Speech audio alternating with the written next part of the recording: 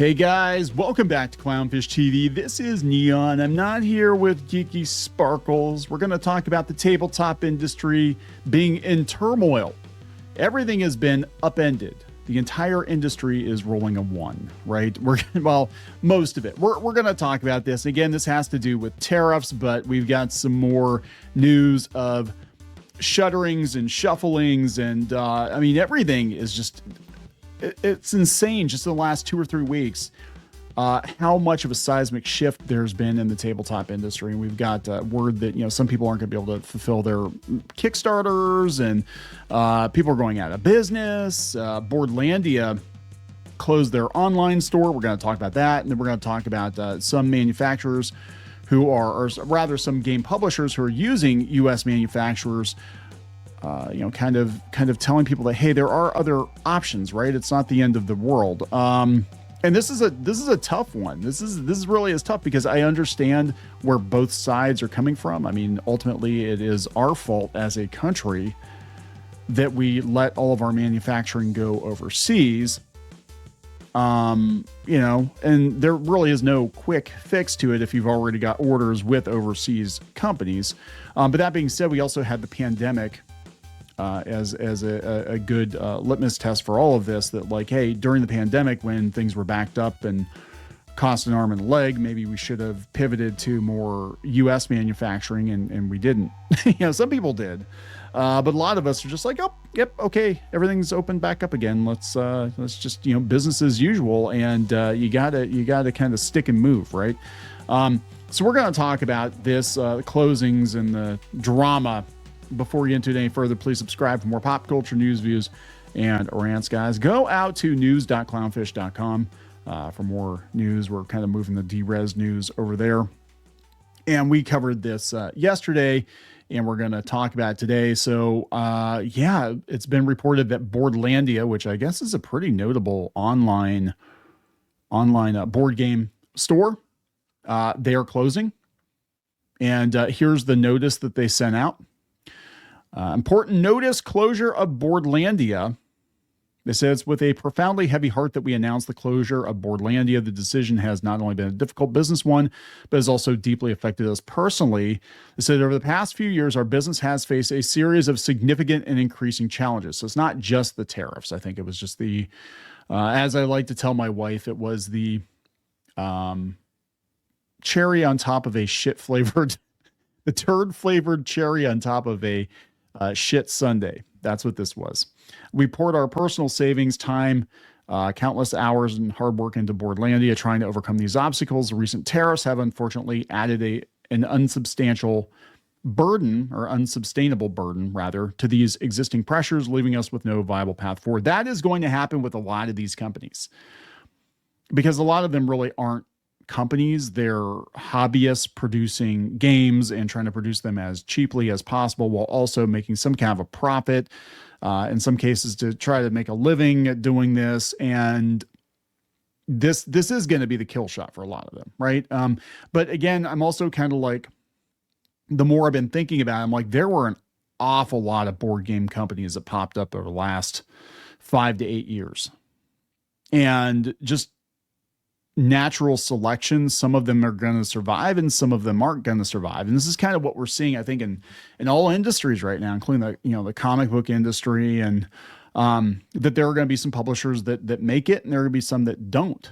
And, I mean, there really was a boom in board games, but like, I think it's starting to go bust. I think for a variety of reasons, but I think what's going to happen first and foremost is a lot of game and comic shops are probably going to get taken out by this, because I think to survive, some of these publishers are going to have to pivot to direct to consumer, and there aren't going to be margins there to allow for, the distributor taking a cut and the shop taking a cut. It's going to be like, either you buy my board game, online through Kickstarter or through Amazon or whatever. But if you want to make any kind of a profit, you're going to have to sell direct to consumer. And that means you're going to have to fulfill direct to consumer. And that is a pain in the ass. It is, especially if you've got like thousands and thousands of orders. You need to warehouse all this stuff and ship all this stuff. But this is what it's going to take, right? They said, we understand that you, our valued customers, have many questions and even concerns during this time. We want to assure you that this decision was not taken lightly or with any intention other than to responsibly address the financial realities we now face. They said the outcome is not what we envisioned. We're not walking away from a thriving venture. So yeah, the margins were very slim. Regarding unfulfilled orders, including hold orders, please know that we're committed to shipping out all orders for which we currently have the necessary stock immediately. We're working diligently to process these shipments as quickly as possible. Yeah, a lot of people on Reddit were worried they weren't going to get their stuff. Please note that the Boardlandia Appleton, okay, so that would be their physical store, is independently owned and operated and a completely separate entity from Boardlandia Online.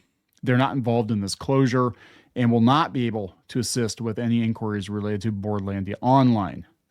So yeah, and there's some other places that are going out too. We talked about Cephalofair Games, the people that do Gloomhaven, and they are basically halting shipments of Gloomhaven. They have $1.2 million worth of stock trapped in China. There's some other ones though. Runaway Parade Games, they said they saw their cost jump astronomically. And that one I hadn't really talked about. Let's see, it was Runaway Parade Games. So they're another one. They're like, yeah, our costs have like doubled. Now this is where it's interesting though, because we're going to talk about, I guess, parsing this, because I know everybody thought that the tariffs were going to be a flat 145% or whatever, and it's turning out that is not the case. Actually, there are some books and some other things that are exempt from the tariffs, or that the tariffs are significantly lower. And I'm hearing that in some cases, they're not even collecting the tariffs like they're supposed to. I don't know if that's intentional or just incompetence or whatever it is. But I mean, this has sent, like, I can't stress to you the shockwaves this has sent through the industry. I mean, the people I think are preemptively shutting their businesses down. They're like, they don't even know exactly what's going to happen yet. And there are lawsuits. I mean, we talked about the one company, I think it's Stonemeyer Games, is going to sue or attempt to sue the president over this. And I don't think that's going to go very well for them, but you know, good luck. Underdog Games laying people off. And this is kind of what happened with the comic book industry too. If you remember during the pandemic when, you know, Steve Geppi basically unilaterally decided to shut down Diamond for a couple of months, right? Marvel and DC found workarounds, and everybody else was just kind of left hanging, twisted in the wind, right? Can I say that? They were. A lot of small publishers went out. They, stopped paying people. They took out these PPP loans. Then once that money ran out, then they went out, and we're seeing a shakeout again. So what's hard about this is, like, I don't want to see anybody lose their jobs. But I guess if you were hanging on by that thin of a thread, your business maybe wasn't that sustainable to begin with. And we're kind of seeing this now with a lot of these blogs. Hey, our blogs included. We had multiple websites. Some of them you've heard of, some of them you've never heard of, but the advertising revenue model basically collapsed. And it took out a lot of websites. It's still taking out a lot of websites. So I guess my thing is, like, if your business model was that dependent on cheap labor, basically cheap components, whatever, maybe it wasn't that sustainable. And if nothing else, this situation is going to force a lot of people who actually want to stay in the game, no pun intended. It's going to force them to find workarounds, right? It is. And, interestingly enough, we had, companies like Troll Lord that were completely kind of isolated from this because they print all their stuff. Now they do, I believe they only do books. So books you can get printed in the US. It costs more to get books printed in the US than it does overseas. Well, it did until until all this other stuff. But again, you're kind of insulated from this. And I think that is what is going to be the end result. It's not going to help the people that are stuck right now. And I'm not happy about it. I'm not like sitting here like neener, go woke, get broke or whatever. It's get woke. I guess it's get woke, go broke. That should be a game too. It's like Monopoly, but kind of the opposite issue. Your goal is to go broke as fast as possible. And I mean, I understand where people are coming from, because there are a lot of people in the tabletop scene that are very politically minded, right? I mean, it definitely is I would say tabletop more so than video games is definitely infected with a lot of activists. And so there is going to be some schadenfreude when you see their businesses go poof. I mean, I know Phantom Pulse has been covering it. They're talking about, Steve Jackson Games getting rid of Meredith Placco because they're panicking. They're panicking over the tariffs. And I mean, I do think that they have a right to panic over it. I mean, again, when you've got, millions of dollars worth of inventory just kind of sitting there, yeah, it's like, it's like, what are you going to do? But, Phantom Pulse, again, covering it, they said that she was all about DEI. She came in 2023. It's weird because Steve Jackson Games, I mean, they did GURPS.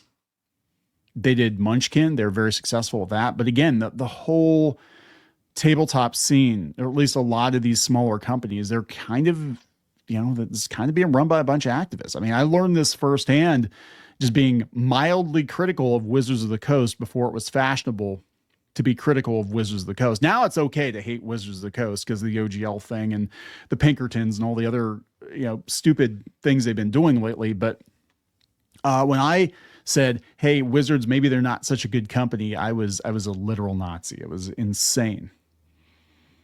But Steve Jackson, this is interesting. According to ICV2, Steve Jackson Games gross sales were only 3.5 million in 2023. They used to do like gangbusters again with Munchkin and all that stuff. Like they were sustainable for years. They said her departure comes close to her public panic over tariffs. On April 3rd, she authored a blog warning that a 54% tariff on imports would be devastating for her company, dramatically saying it can mean closing down entirely for some game publishers. 2 weeks later, she's abandoning ship. But a lot of them are going to shut down, right? I mean, that's the truth. The truth is the margins were so slim that a lot of them are going to shut down. Now, we're going to talk about this publisher here, High Noon. They did, let's see, $54,000 on BackerKit, and I think they did another 122 on Kickstarter. And apparently he put a post out there. We're going to talk about this that really did not, it did not go well with a lot of people. This is Dwight Senek. The board game industry is burning and it's their own fault. And he basically said that, this is their fault for relying so heavily on China, right? He said the industry is burning and the arsonists are playing the victim. This week, the board game world caught fire. Final Frontier Games company backed by millions announced it's shutting down. Cephalo Fair, the multi-million-dollar juggernaut behind Gloomhaven, went on CNN to say they've been paralyzed by tariffs. One blamed distributors, the other blamed Trump, and the rest of the industry, they're echoing the same line. There was nothing we could do. But here's the truth. They're not victims of tariffs. They're victims of their own incompetence. Oh, damn. And I'm not saying that lightly. I'm saying that as someone who has built a game company from scratch, someone who's eaten shipping losses. Yeah, someone who's handpicked thousands of units just to keep promises, or hand-packed thousands of units to keep promises, and someone who's actually bothered to look up the tariff codes before screaming into the void. Yeah, it's complicated. The tariffs are actually, it's more complicated. It's not just a flat 154%. And there are some carve-outs and books, as I understand it, some books are immune, or it's a much, much less. Because I know like Print Ninja, we've worked with Print Ninja before. They sent out a panicky email kind of like, hey guys, you can still do books. Just so you know, you can still do books. Books aren't going to cost you as much. Please do books. For the love of God, do books. I think everybody's just kind of like throwing their hands up in the air like, well, that's it. I'm not doing it. He says he's already written 2 blog posts debunking the nonsense. Apparently facts aren't sexy until someone lights a $4 million fire. So finally, let's talk about the publishers who raised millions and still managed to crash their own ships. Let's talk about the freight forwarders filing lazy paperwork that nuked budgets overnight. Let's talk about the false narratives being fed to backers while inventory rots in warehouses, fully paid for by the very people being told we can't afford to ship your game. This isn't a tragedy. It's a masterclass in bad business, and today we're naming names. Oh, this is going to be interesting. Okay, let's take a look at this. I hadn't read this whole post yet. I thought it was just like the issue of major stuff in America. Final Frontier, dead before arrival. Okay, so they went out of business. While their farewell message is soaked in tears and poetic heartbreak, let's be honest, it wasn't fate that killed them, it was failure. Avoidable, preventable, self-inflicted failure. In their final Kickstarter update, Final Frontier announced they were shutting down operations, leaving Merchant's Cove, Mastercraft, and the Sixth Realm backers out to dry. The tone was solemn, the messaging a masterclass in buck passing. They blamed Come On. They blamed the distributors. They blamed the economy. They blamed unexpected circumstances. They kind of blamed game trays. They blamed everyone but themselves. They apologized. They claimed sorrow, but they didn't do, not once, was truly own the decisions that led to their collapse. This wasn't a post-mortem. It was a eulogy. I think what's going to happen, and this is me jumping in here. People are going to use the tariffs. They're going to use the diamond upheaval. They're going to use whatever they can as an excuse to nope out of a failing business. Just like we're going to see a lot of these blogs shut down because they were already, like these gaming blogs especially, they were already failing. So they're like, let's just use the oh guys, there's nothing we could do. We're just going to shut all these blogs down. Because a lot of times what happens, and again, this is as a business owner and as someone who's, been around business owners, corporate, whatever, they already know they're going to pull the plug on something. They just look for a reason to do it. Macroeconomic circumstances, macroeconomic headwinds. We had to let everybody go. Kind of like what happened with D&D. Like, oh yeah, we had to let everybody go. A virtual tabletop that was dead on arrival. They look for a reason to nope out to make it look better. But the reality is they already made the decision that this wasn't working. They just need a reason. Same with the pandemic. Like we saw so many restaurants go out during the pandemic. And I thought, oh my God, it was the shutdowns put them out of business. No, actually what happened was a lot of the restaurants around us that went out of business, a lot of the owners were getting ready to retire anyway. And they just kind of noped out and then took the PPP loans or whatever, and cashed out. Right. Oh no, there's nothing we could do. I'm going to have to give up my restaurant that I've been slaving away at for the last, 30 years and, 7 days a week, 12 hours a day. Oh my golly, gee willikers, must have been the pandemic. See ya. So yeah, I think there's going to be some of that going on too.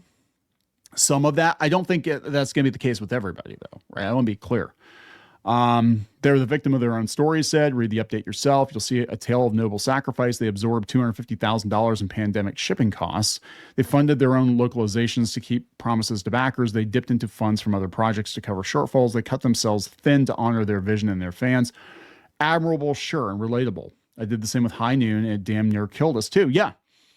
We had that happen with the first print, and actually we're going to go back and we're going to reprint Crimson Wren before we do Crimson Wren 2, because we've had a bunch of people asking us, for the book, but we had that happen. We had to pay a premium to get Crimson Wren published during the pandemic in America with a publisher that already was backlogged because everybody wanted to go to them. And that publisher, weirdly enough, snorted a bunch of the money up their nose, I guess. That was a whole thing. So we paid a lot of money for those books. And we actually lost money. People were like, we did over $100,000 on Crimson Wren. I'm like, yeah, we lost money on that book between, paying Jose to draw it and shipping and production. I think if we had any profit, it was negligible because we did not anticipate having to pay through the nose for printing, because we didn't know the pandemic was going to happen. Right. Anyway. Admirable, sure, relatable. Here's the thing. Past nobility doesn't excuse present neglect.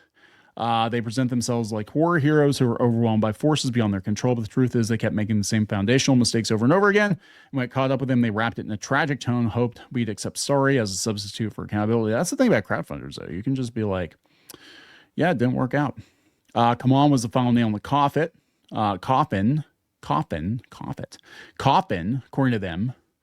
It was a massive Chinese language order from Come On that was never paid for. There's no amount of money Come On could offer me that would make me work with him. None.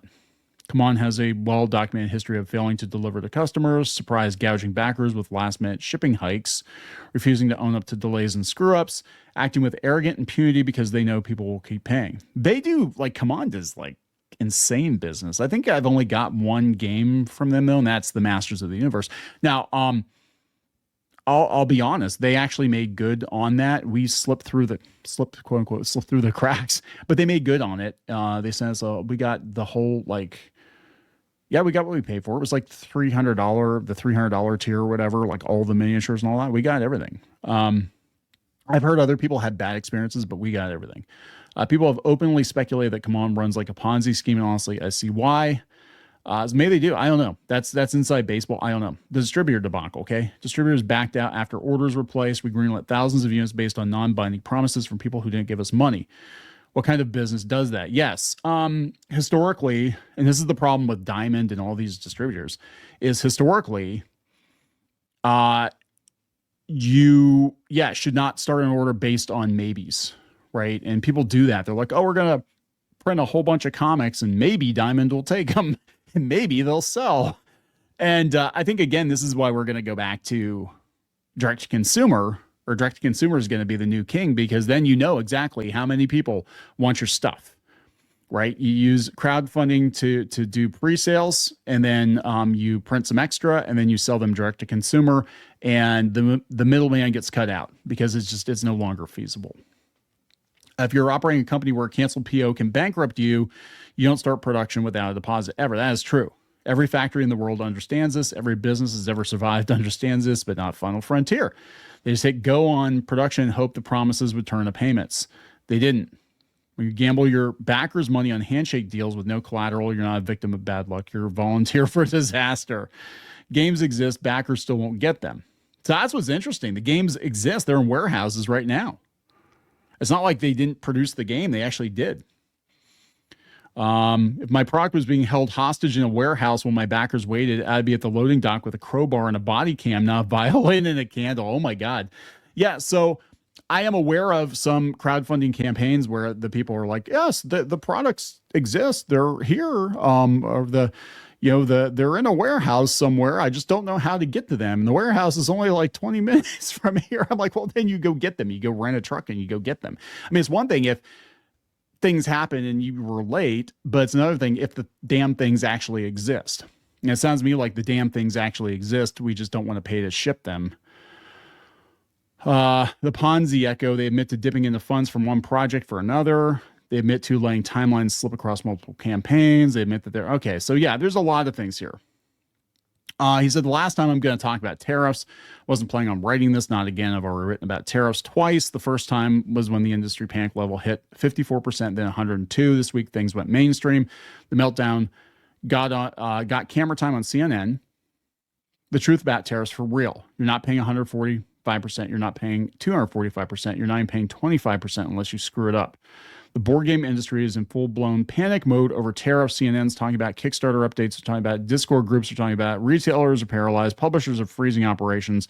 And everyone's shouting one number, 245. It's everywhere except the actual tariff schedule. The reason you're not already paying 145. Okay. Most people screaming about tariffs don't realize their board games are protected by something called the most favored nation status. Most publishers don't even know what an MFN tariff rate is. It means a country like China is still considered a friendly trade partner. Okay. Products under MFN codes like board games don't get hit with retaliatory reciprocal tariffs because there's nothing to reciprocate. Okay. But if your freight forwarder tells you your shipment under something like falls under something like 9503 miscellaneous toys, you're toast. Puzzles and dolls. Why? Because China raised their tariffs on U.S. toys under 9503. And well, that is a lot of what China exports, right? Games, toys. Ask Hasbro, ask Mattel. Under the reciprocal tariff framework, the U.S. slapped 125 right back on that code. So now your shipment is flagged as a trade war casualty, not because of what's in the box, but because someone put the wrong number on the form. Okay, so you didn't get hit with 245% tariffs. You misfiled your code. This is the part nobody's talking about. That's why some publishers are screaming about 145 to 245, while others are shrugging at moving games like normal. It's not policy, it's paperwork. Well, that would depend on who you're using and how you're doing it and all that. And we're kind of getting into the weeds here, right? If you ship a complete game, cards, minis, rulebook, dice tray, and box, shrink wrapped, ready to go, you classify under This one, HTS code 9504.90.6000, articles for arcade, table, or parlor games. Old tariff rate 0, new rate 20%. Okay, well, that is interesting. So they're being filed like toys because I think a lot of them, because they have miniatures, and that's why some places like Print Ninja are like, no, you're not getting hit with that high of a tariff. Now, I will tell you though, we were sourcing components for something, and there was a place that dealt with China. I don't know if they were doing it preemptively or what, but they literally doubled their prices overnight. Like, I don't know if because they were basically like a broker, and they doubled their prices overnight. So I don't know. This I'm gonna leave it up to this guy, but he's saying, yeah, it's kind of bunk. But it's really interesting to see this. So what happens? Some places are going to increase their prices. Some places, I think like Hasbro, are going to use this as an excuse to get rid of people or increase their prices. And basically everybody's in a state of panic right now. And this might take out a lot of companies. And again, I'm not happy about people losing their jobs or whatever, but I think we're also going to have to look at how complicated these games have become. Because remember, D&D started out as a couple of books and some dice. And yeah, if you had minis to play with, I didn't have minis to play with at first. I think we used Parcheesi pieces or whatever, Monopoly pieces.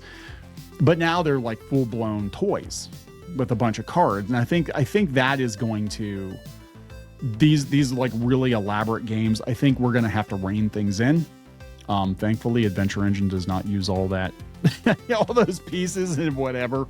But it's really interesting to just see, like, I mean, again, not delighting in people losing their jobs or whatever, but just to see the speed at which the tabletop industry ends itself, right? Like, and again, we saw this in comics too, and it almost feels like a lot of people are just taking the opportunity to nope out. I'm just saying, it kind of feels that way, but we'll see what happens. So they're going to try to sue the president. I don't know. I don't know what's going to happen. So please subscribe for more pop culture news, views, and rants, guys. We'll talk later.